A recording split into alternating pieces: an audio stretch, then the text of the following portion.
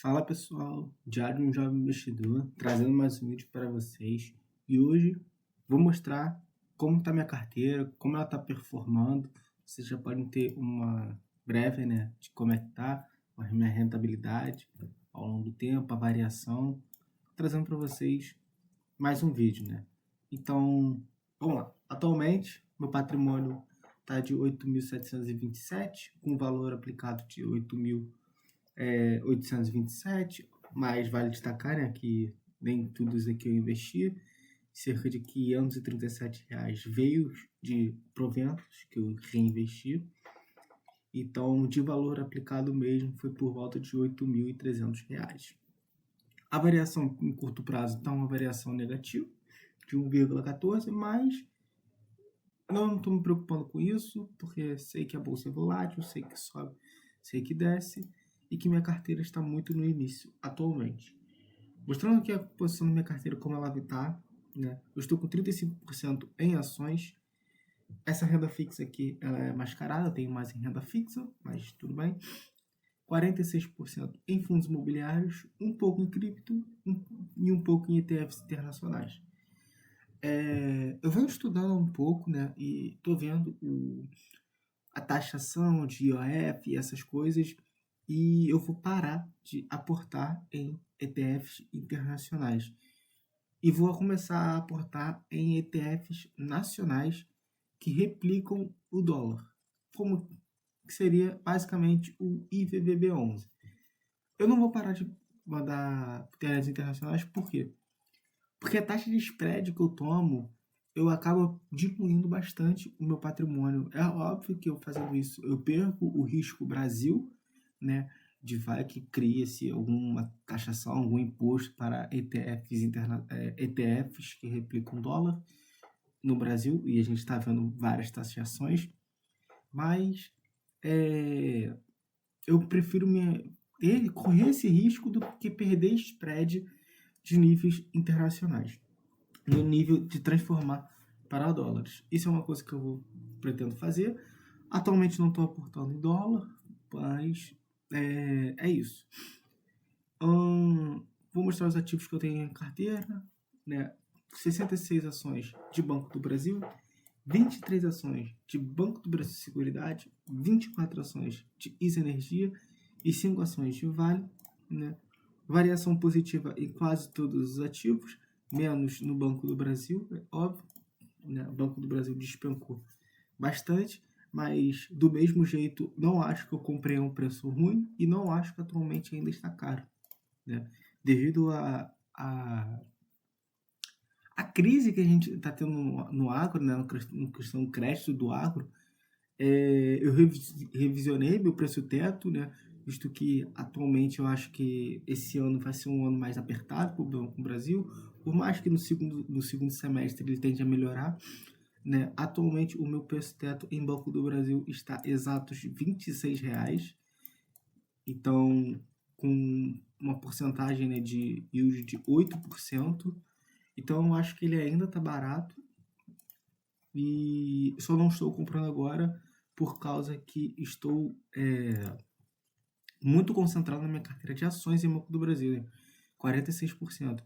Então, com isso, eu tenho aportado mais em Banco do Brasil Seguridade, um pouco em Vale, vou começar a aportar de novo em Isa Energia, visto que daqui a pouco, de dezembro, eles começam a anunciar, ele anuncia dividendos. E a maior movimentação que eu fiz na carteira foi aqui nos fundos imobiliários, Incorporei um novo fundo imobiliário na minha carteira, BTLG, um fundo de logística. Trouxe aqui para vocês aqui o relatório dele, um fundo que para mim é excepcional no quesito de entregar relatórios, porque nós estamos aqui dia 7 de julho e ele já entregou o relatório dia 30 de junho, ou seja, fechou o mês, ele já entrega. Então, é um relatório referente a junho já. Ganhou esse prêmio como a melhor gestora de real estate, de fundos na América Latina, e é um fundo de logística. E como vocês podem ter percebido, eu fiz aquela movimentação que eu vinha falando para vocês. Eu vendi o Pord e aloquei o meu dinheiro que estava em PORD em BTLG. Isso dava por volta de R$ 500, né? Mas vale destacar que eu não vendi o PORD no prejuízo, tá, gente? Não, não eu esperei o fundo se recuperar, né? E aloquei em BTLG, fiz esse giro, né? BTLG é um fundo de logística com patrimonial de 104, valor de mercado 36. Agora, atualmente, eu acho que ele está até mais barato, né? Eu comprei exatamente a R$ 99,97, foi o preço que eu acabei de pagar nele, acabei de fazer essa movimentação. E é um fundo que recentemente incorporou o SARI 11, eles trouxeram aqui do relatório aqui embaixo, né? Mostrando para vocês aqui. Aqui, ó. Eles adquiriram o SARI 11 por meio de emissões de cota para o SARI 11 e eles adquiriram, né, esse ativo do Santander aqui, esses galpões do Santander, que eles estão falando que vão vender, né, porque que eles pretendem, né, um futuro venda. O ETLG ele é um fundo bem sólido, bem grande mesmo, que para mim bate de frente, é um dos fundos que bate de frente com o HGLG, um dos melhores fundos de logística, né? Mais de 90% do seu portfólio é alocado na região de São Paulo, aqui, ó, como a gente pode ver, um raio de 160 quilômetros, ou seja, são regiões bem procuradas e é um fundo bem grande, né? Bem grande, bem excelente. 7% só o máximo de um inquilino, que é o Açaí, que para mim não é um inquilino ruim, né? Tem ótimos inquilinos. E eu já queria vir fazer essa movimentação há um tempo já. E um dos motivos que mais me fez fazer essa movimentação foi por causa disso aqui. Eu vinha comentando para vocês que eu estava querendo já tirar o PORD 11 da carteira há um tempo. Só que eu ainda vi que ele estava bem alocado, porque por mais que um fundo mais arriscado, por ter uma taxa de praticamente CDI mais 4 e IPCA mais 9, né? É um fundo mais mid-grade, né? Ele tem muito dinheiro em caixa. E eles não estão alocando, né? Quando a gente vem aqui falando sobre que é panorama e tudo mais, falando sobre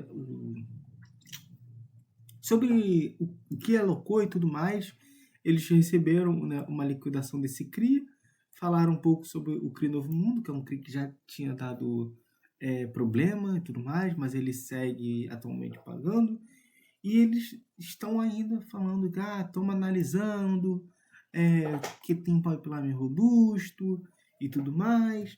Eles não estão alocando, e estão com quase 20% em caixa. E isso também. E não é só de hoje. Eu vou até abrir para vocês aqui, ó. Aqui, eu venho anotando, né? Aqui. Desde janeiro, quando isso aqui são os relatórios, inclusive eu falo para vocês que vocês fazer isso aqui é muito bom, tá, gente? Vocês terem controle dos relatórios que você lê, dos fundos que você tem. Esses tracinhos, infelizmente, são relatórios que eu não consegui ler. Mas o fundo tá desde janeiro com muito caixa. Eu anotei aqui, ó, muito caixa. Se eu não me engano, na verdade, tá desde dezembro do ano passado. E com isso eu não via esse caixa diminuir, inclusive só aumentou, né? Aumentou para 21%. E o que me fez sair do fundo, então. Então, mostrando para vocês aqui, né, os lançamentos. E também já vou dar uma dica de outra coisa, outra coisa que eu aportei. Então, eu vendi 60 cotas de PORD a 8,46. Meu preço médio era 8,44. Ou seja, 2 centavinhos ali de lucro, tranquilo. E aloquei esse dinheiro em BTLG. Além disso, no início do mês, eu vi uma oportunidade muito grande em Vale, Então, comprei 2 ações de Vale a 52,66. Vale, no dia seguinte, Vale subiu uns 3% e tudo mais. E aportei um pouco em BBSE depois de eles divulgarem os dividendos que eles vão pagar. Por mais que BBSE estava ali por seus voltas dos 35 e tudo mais, e eu não aportei nele, eu ainda via oportunidade, mesmo esse preço. E atualmente eu acho que ainda está mais barato, né? Deixa eu ver aqui, ó, BBSE 3. Ah lá, 36,43, mesmo preço praticamente. Então,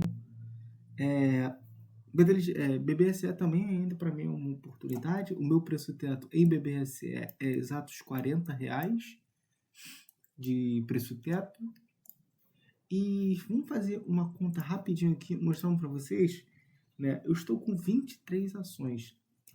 O Banco do Brasil, como eu disse para vocês, eles divulgaram, né, um fato relevante falando do montante que eles vão pretender pagar, que é 3 bilhões no caso, né, e 770 mil de dividendos. Então, e isso dá mais ou menos 1,88 por dividido por cota que eles têm, né, que é 2 bilhões.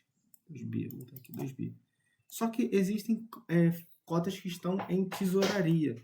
Tirando as cotas que estão em tesouraria, vão ser cerca de R$1,94 por cota. Fazendo essa conta aqui, mostrando de quantas ações eu tenho,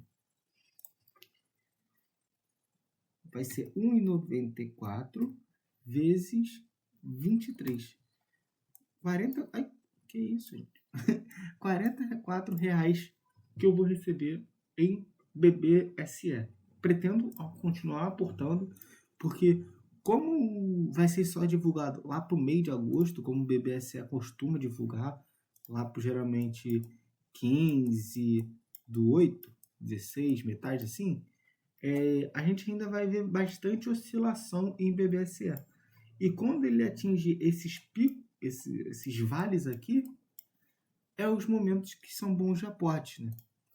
Então, como até mostrei para vocês, né? Eu aportei em BBSE a 36,73 e já caiu para 36,40 e pouco.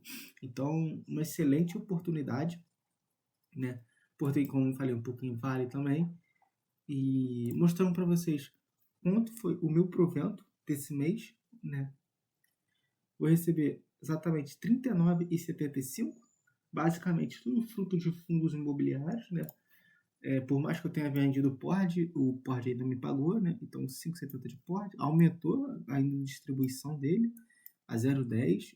Tipo, é um fundo bom, gente. É um fundo bom, não é um fundo ruim. Mas tem outros quesitos que me fez fazer sair de PORD. Um dos principais quesitos, o principal de todos, é que eu sinto que tinha muita exposição a papel, com juro, MXRF e PORD. Então, minha carteira era quase 50% papel, 50% tijolo. E eu não gostava muito disso. Eu gosto mais do setor de logística. Eu queria me expor mais ao setor de logística, né? Como eu tenho exposição tanto com a HGLG e um pouco, né, com KNRI. Eu sempre gostei do BTLG e isso senti como um momento oportuno. Vale destacar, para mim, BTLG abaixo de R$100 é uma ótima compra, tá, gente? Então, abaixo de R$100, BTLG eu estou comprando. Principalmente com essas aquisições do Sari, que fez o fundo crescer ainda muito mais. Ele fez recentemente, né, nesse ano ainda, ele fez uma compra absurda de vários galpões logísticos. Então, né, recebi 5,70, já pingou, né, de 5,70 e de RCTR. KNRI tem R$1 por enquanto só, valorizou muito o KNRI, e por mais que muitas pessoas estão falando que KNRI não é bom porque o fundo não paga e tudo mais, gente, depende do seu momento de compra. Se você comprar KNRI atualmente, ele vai te render 7% de yield. 7% de yield em fundos imobiliários não é ruim. 7% de yield não é ruim, mas é muito abaixo do que os fundos imobiliários eles podem te pagar. Acho que 95% do lucro deles, eles têm que distribuir. Então, uma coisa que te paga 95% do lucro, dá só 7% ao ano, é bem baixo. Então, depende do seu momento de compra. O meu momento de compra com KNRI, eu tenho um yield de quase 9%, que é muito mais aceitável que 7%. Então, você tem que saber o momento de comprar, né? O fundo não é ruim e o principal, a gestora é boa. Você não pode comprar um fundo só porque está pagando 12% de yield e a gestora for uma merda. Tipo, uma Vinci da vida. Que para mim é bem ruim essa gestora. Entendeu? Eu fico longe de fundos da Vinci. Mas você pode... e aí você vai comprar um fundo só porque está pagando 12% de yield. Mas você não prefere pagar um fundo que tem 9%, 8% de yield, que é melhor, tudo bem, é menor. Mas a gestora, uma Quineia, uma Sparta, a Credit Suisse era boa, a Pátria tá me dando um pezinho atrás e tudo mais. O BTLG, por mais que o BTG... não gosto muito da gestão do BTG. Para mim, o BTG é que nem aqueles pais que têm os filhos preferidos, né? Ele só cuida bem do BTLG. Os outros fundos deles eu acho um pouco mequetrefe, né? Então, é isso como é que tá a minha carteira atualmente. Venho aportando mais e mais, né? Subindo e a meta, né, de 10k, pelo visto, esse ano vai bater, hein? Esse ano eu chego a 10k, tentar chegar o mais rápido possível. Ainda vou fazer mais movimentações no mês, ainda pretendo aportar mais ainda, né? Visto que minha renda, eu venho trabalhando bastante e vou aumentar um pouco mais a minha renda e pretendo, né? Vamos lá, eu quero aportar no mínimo R$500, R$600, por exemplo. Botei R$600. Essa é 500, botei 600. Né? Visto que atualmente minha meta é R$200. Essa é a minha meta atualmente. Se vocês verem quanto eu aportei, eu já aportei mais de R$200. Por quê? Superar a meta é sempre bom. Essa meta aqui eu sempre tenho que bater, independente do mês. Caiu meu salário, eu boto R$200. Sempre. Eu sempre aporto R$200. E com isso, eu nunca deixo de aportar menos que isso. Então, com o novo salário que eu vou receber, eu quero aportar no mínimo sempre R$600. Só que com uma gestão boa do seu patrimônio, eu consigo, dependendo dos meses, chegar a R$1.000 aportado, que é o que eu quero mesmo, é tentar manter a constante de R$1.000. Se vocês verem aqui, ó, nos meus lançamentos, não vou botar esse mês agora, vou botar um mês de 6 aqui, mês 6. Olha só quanto eu aportei. Vou botar a calculadora aqui para vocês. Ó, cacete. Ai, cacete, ficou em cima do meu olho. Ó, mês 6 foram 112,10 mais 108. Caceta. 112,10 mais 108,81 mais 108,90. 329. Ficou acima. Por quê? Porque você vem no mês 5 aqui, ó, aportei R$200. É o que eu quero. Mas se vocês for ver meses anteriores, que eu conseguia aportar mais, porque eu não tinha tanta coisa para fazer, não tinha tantos compromissos que eu vinha tendo desses últimos meses, até para aumentar, né, o meu salário. Vou fazer a conta aqui rapidinho para vocês. Mais 49,10 mais 95,08. Aportei quase R$500. Então vocês veem, a meta é 200, mas você sempre tem que superar a meta. No mês 4 aqui, não vou nem fazer a conta, mas só olhando aqui, ó. 100, aqui já dá quase 200, aqui dá 250, dá quase R$300 também. Mais o aporte que eu fiz em dólar, quase $100, quase R$400. Entendeu? Mês 3, mesma coisa, 100, mais com isso daqui dá quase 200, 270, mas isso daqui, ó, dá quase R$400. Então, a minha média era quase R$400 sempre, né?